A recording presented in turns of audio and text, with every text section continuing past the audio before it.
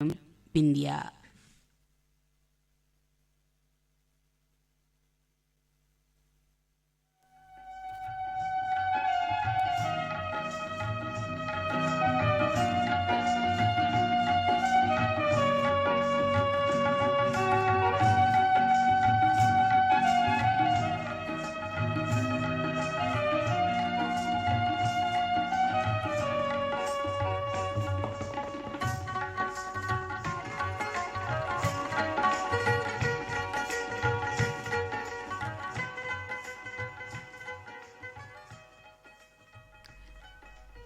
सभी श्रोता बहनों का कार्यक्रम में स्वागत है। आप सभी को आपकी सखी जुनेदा का स्नेह भरा नमस्कार। बहनों, हमें मालूम है आप अपने सारे कामकाज निपटा कर इस समय सुनने के लिए तैयार होंगी अपना पसंदीदा कार्यक्रम बिंदिया। बहनों, आप कार्यक्रम ध्यान लगाकर सुनती हैं, ये तो आपके हम तक पहुंचे ईमेल और पत्र ही बता देते हैं। हम तो बहनों यही कहेंगे कि घर के कामों से बचे समय में आप रेडियो सुनिए, पत्रिकाएं, समाचार पत्र पढ़िए या फिर अपने शौक रुचि का कोई काम करें। आप अपनी रुचि के काम में प्रशिक्षण भी ले सकती हैं, अपना करियर बना सकती हैं और अपने स्वयं का रोजगार भी शुरू कर सकती हैं, आत्मनिर्भर हो सकती हैं और परिवार की आय में सहयोग देकर परिवार की आर्थिक स्थिति को बेहतर बना सकती हैं। बहनों, अगर आप कोई योजना रोजगार भी शुरू करना चाहती हैं तो बैंक भी आपकी मदद करता है। ऐसी योजनाएं भी हैं जिनका लाभ आप ले सकती हैं। ऐसी ही एक योजना है प्रधानमंत्री मुद्रा योजना। प्रधानमंत्री मुद्रा योजना मुद्रा बैंक के तहत एक भारतीय योजना है जिसकी शुरुआत भारत के प्रधानमंत्री माननीय श्री नरेंद्र मोदी जी ने 8 अप्रैल 2015 में की थी। मुद्रा योजना के तहत 3 प्रकार की मुद्रा ऋण योजनाएं हैं जिनका नाम है तरुण, किशोर और शिशु। बहनों, अगर कोई अपने रोजगार के लिए प्रधानमंत्री मुद्रा बैंक से ऋण लेना चाहता है तो इसके लिए आपको नजदीकी बैंक में जाना होगा।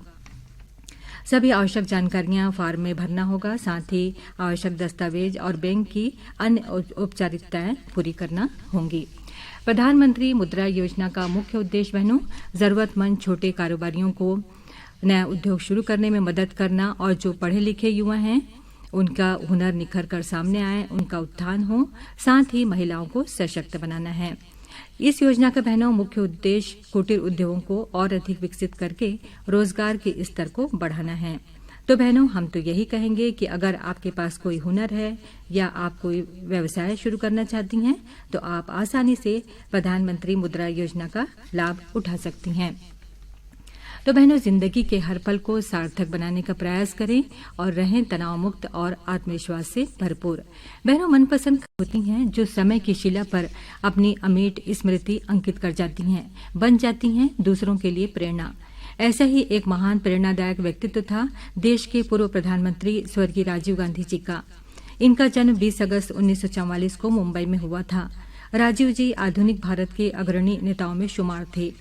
उन्होंने न सिर्फ विरासत संभाली बल्कि देश को तकनीकी क्षेत्र में बुलंदियों तक पहुंचाने में अहम भूमिका निभाई, जिन पर देश को गर्व है। भारत में कंप्यूटर व इंटरनेट के जरिए सूचना क्रांति लाने का श्रेय राजीव गांधी जी को ही जाता है।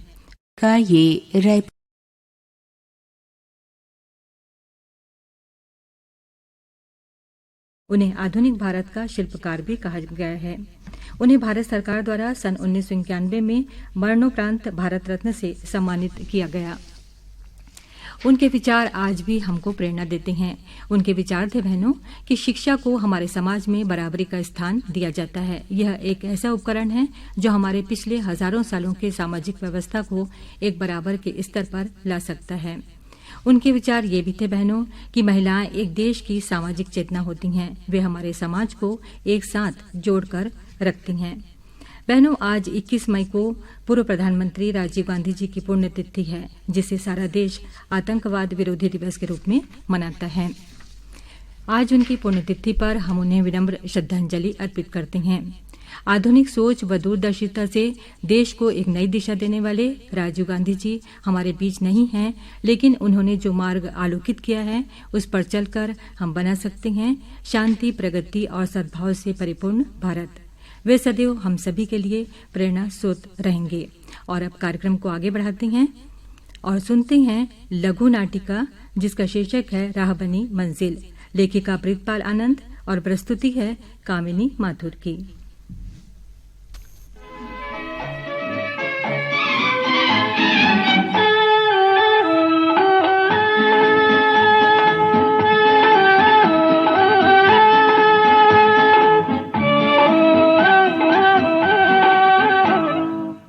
छोटी बहू, कहाँ हो तुम?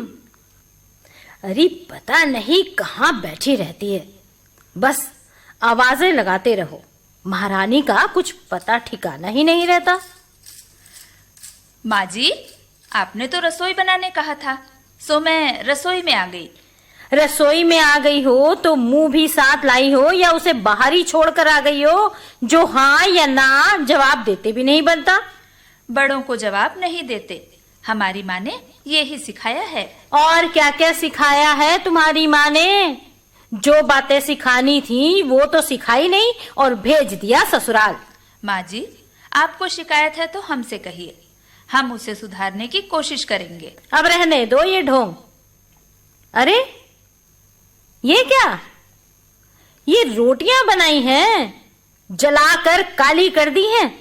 जैसे तुम्हारे खानदान के लोगों का रंग है वैसी ही तुमने ये रोटियां सेक दी। पर माँ जी, हमारे खानदान में तो कोई भी काला नहीं है। हाँ, तेरे पैदा होते ही सबके रंग जो उड़ गए थे।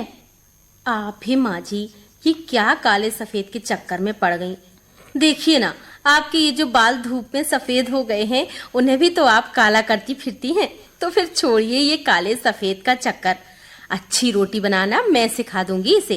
क्या क्या सिखाओगी बड़ी बहू तुम इसे? जरा भी तो अक्ल नहीं है कि कुछ सीख ही ले। अच्छा सीमा, तुम ही बना लो चलो आज मसूर की दाल। नहीं माँ, आज मैं मूंग दाल बनाऊंगी। मेरा मन मूंग दाल खाने का हो रहा है। नहीं बहू, मसूर की दाल बनाओ, क्योंकि बहुत दिनों से ये दाल नहीं बनी है। माँ, दाल बना कौन रहा है, मैं या आप? अच्छा, बहस बंद करो और मसूर की दाल बना लो। नहीं, यदि मैं दाल बनाऊंगी तो मूंग की ही बनाऊंगी। बस यही तो मैं चाहती थी कि आज मूंग की दाल बनाई जाए।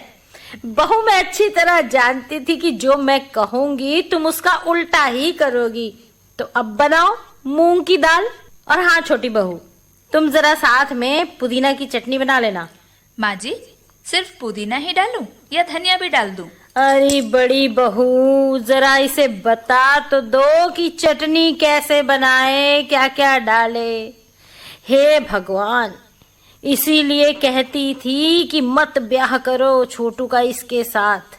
कम पढ़ी लिखी है, समझ भी कम है। क्या करूं, पर मेरी तो सुनता ही कौन है। बरसों हो गए घर का काम करते कमला को, इसे सब जाना तुम अम्मा जी। उसी वास्ते तो छोटी आपको पलट कर जवाब नहीं देती, नहीं तो बड़ी बहू जैसी होती। अरे दुनिया वालों, देखो तो जरा, सारा रोग तो बेचारी छोटी पर है और बड़ी बहू उससे तो खुद डरे हैं अम्मा जी। अच्छा अच्छा, अब मुंह बंद कर ले और काम कर ले फटाफट, अभी बर्तन भी धोने को पड़े हैं।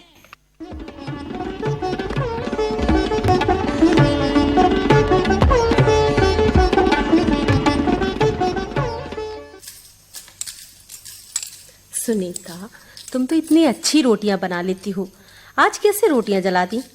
दीदी, माँ जी से ना मुझे बहुत डर लगता है। वो आ गई तो डर के मारे सारी रोटियां जल गईं। अरे पगली, माँ जी से तुम क्यों डरती हो? तुम इस घर की बहू हो, तुम्हारा घर है ये, और तुम्हें हर एक काम करना आता है। खाना भी अच्छा बनाती हो, सिलाई कढ़ाई भी कर लेती हो, और तुम सुंदर तो हो ही, फिर काहे को डरती हो? असल में ना मैं कम पढ़ी लिखी हूँ, इसलिए माँ जी मुझे हमेशा डांटती रहती हैं। क्या करूँ मैं? देखो, हमारे गांव में ना एक ही स्कूल था, आगे पढ़ने के लिए दूसरे गांव जाना पड़ता, और मेरे पिताजी वहां भेजना नहीं चाहते थे। कोई बात नहीं, तुम पढ़ाई तो अभी भी कर सकती हो। दीदी, आप तो बहुत बड़े शहर से आई हैं ना? आप तो पढ़ी लिखी भी हैं। हाँ। और हाँ, मैंने सुना है, ये बता रहे थे कि आपको कंप्यूटर भी आता है। हाँ, आता है। कंप्यूटर सीखना कौन सी बड़ी बात है? अपने घर में भी है ना कंप्यूटर, मैं तुम्हें कंप्यूटर सिखा दूंगी। सच्ची में दीदी?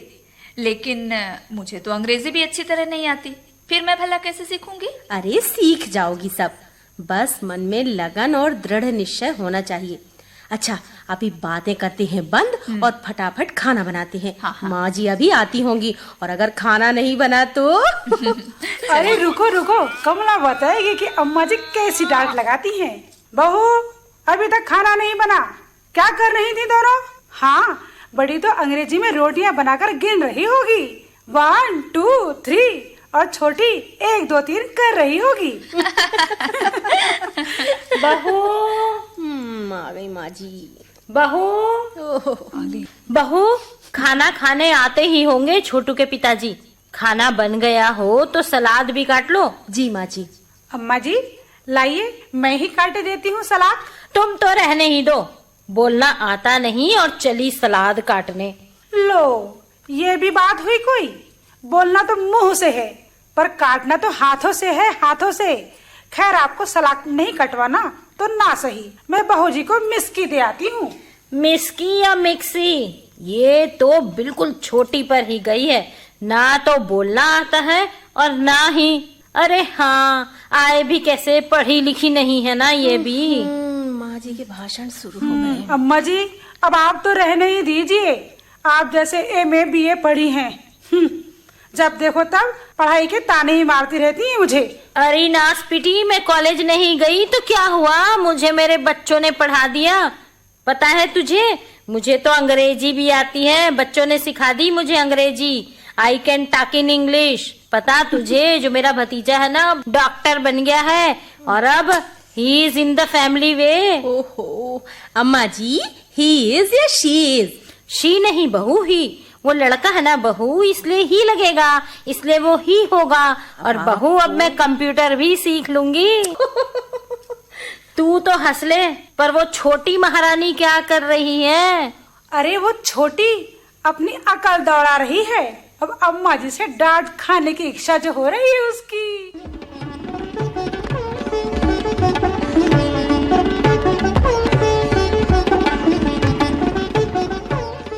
माँ जी, जी मैं वो गेहूं बीनने के लिए निकाल रही हूँ। आटा खत्म होने वाला है ना। तुम कुछ पूछ तो लिया करो बहू, कि अपने मन से कुछ भी करने लगती हो। गेहूं तो मैंने कब से अलग रखवा लिया है, और बरसात में सारी गेहूं खराब करनी है क्या? पता नहीं माँ ने क्या सिखाया है इसकी, पता ही नहीं कि कब कौन सा काम करना है, कौन सा काम नहीं करना है।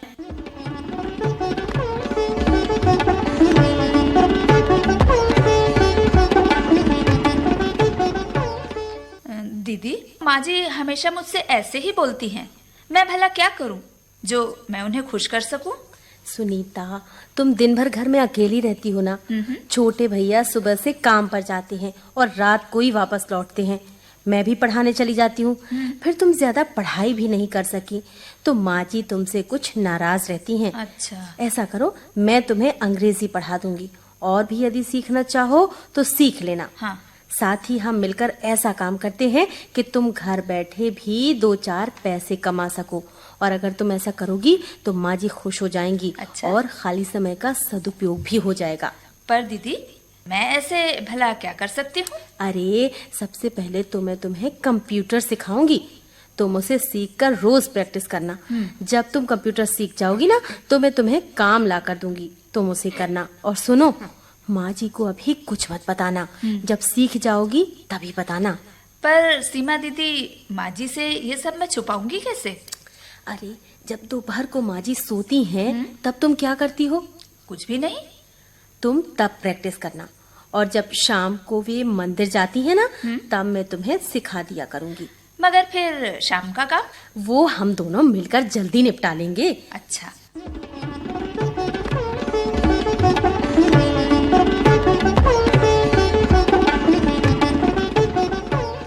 देखो सुनीता, ये इसे ऐसे पकड़ो, ये कंप्यूटर का माउस है, और ये देखो, ये मॉनिटर है। हाँ ठीक है दीदी, इसी तरह आप मुझे धीरे धीरे सिखाती जाइए, मैं मन लगाकर जल्दी सीख जाऊंगी। हाँ, तुम में बहुत लगन है, तुम जल्दी सीख जाओगी।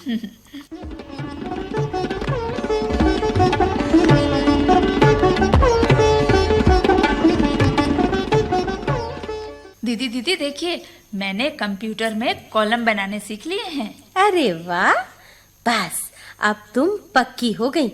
अब मैं तुम्हें काम ला कर दूंगी, तुम कंप्यूटर पर उसे तैयार कर देना। अच्छा सुनो, माँ जी को ये सब पता भी है या नहीं?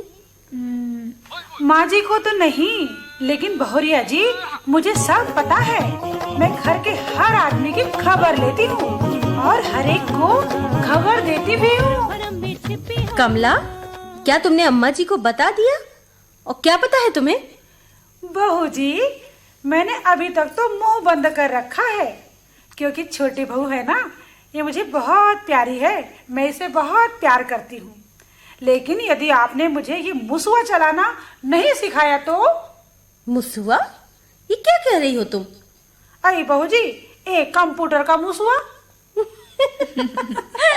ये तो माउस है, माउस, मुसुआ नहीं। और तुम्हें यदि शौक होगा तो तुम भी सीख जाओगी, पर पहले पढ़ना लिखना तो सीखो।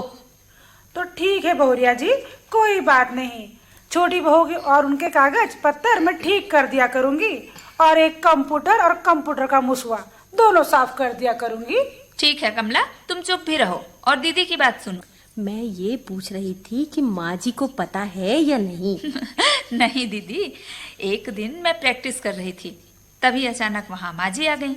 कहने लगी, छोड़, ये तेरे बस का नहीं है, क्यों छेड़ रही है, खराब करके रख देगी, बंद कर इसे, ये तो पढ़े लिखे लोगों के लिए है। फिर क्या हुआ? मैंने कहा, साफ कर रही थी माँ जी कि अचानक चालू हो गया, अब कैसे बंद करूं, समझ में आ ही नहीं रहा। तो फिर तुमने क्या किया?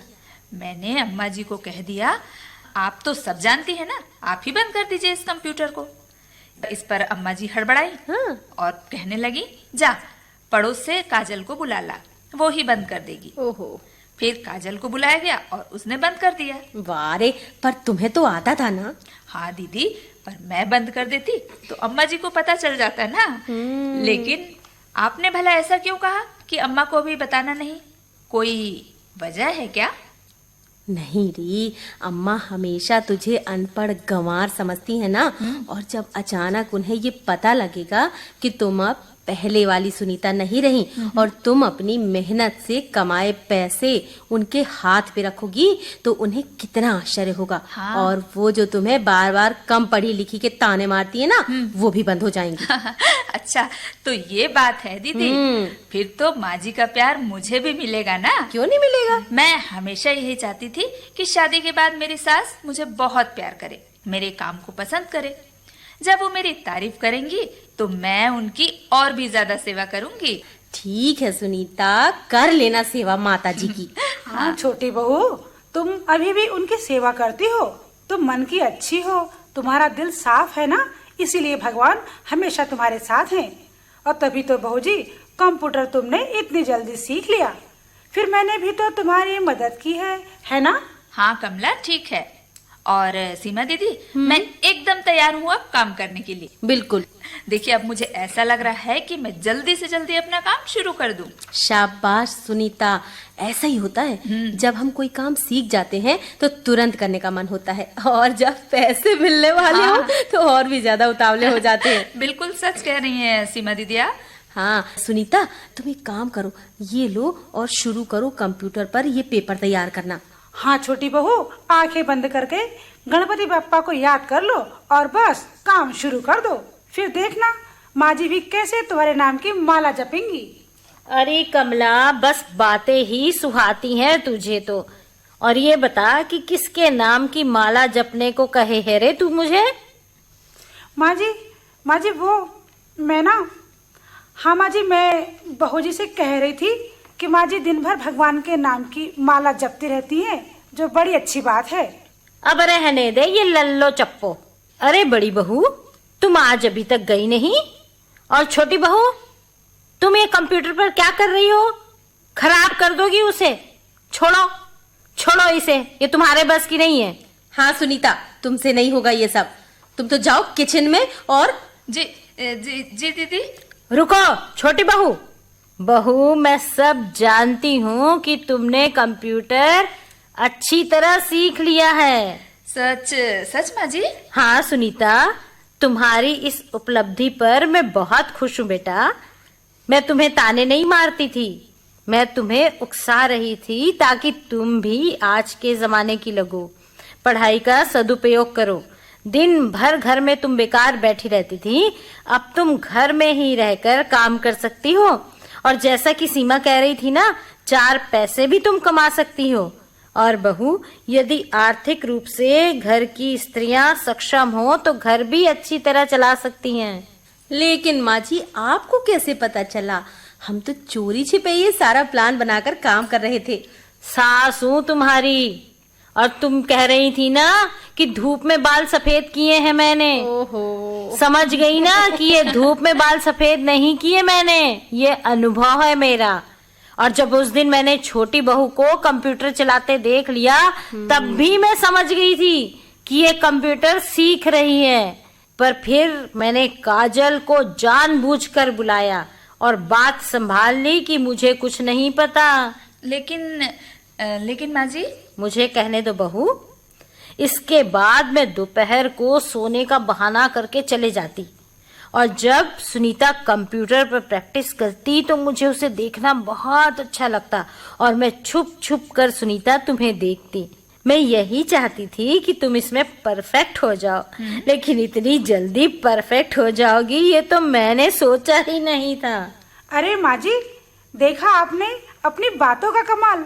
अनपढ़ गंवार को। चुप कर नासपिटी, मेरी बहू को अनपढ़ गंवार नहीं बोलना। मेरी बहू तो पढ़ी लिखी समझदार बहू है। ऐ छोटी बहू, चरण छुओ माँ जी के आशीर्वाद से ही सब कुछ संभव हुआ है, और बस अब काम पे लग जाओ। और सुनीता बहू, सीमा के भी पैर छुओ। वो गुरु है तुम्हारी, उसने तुम्हें कंप्यूटर सिखाया है। हाँ माँ जी। छोटी बहू, पैर तुम चाहे किसी के भी छुओ, लेकिन पहली कमाई से मुझे एक सुंदर सी साड़ी दिलाना मत भूलना। और हाँ, गणपति बापा और मुसवा के लिए लड्डू भी लेती आना। हाँ हाँ, जरूर लाऊंगी लड्डू।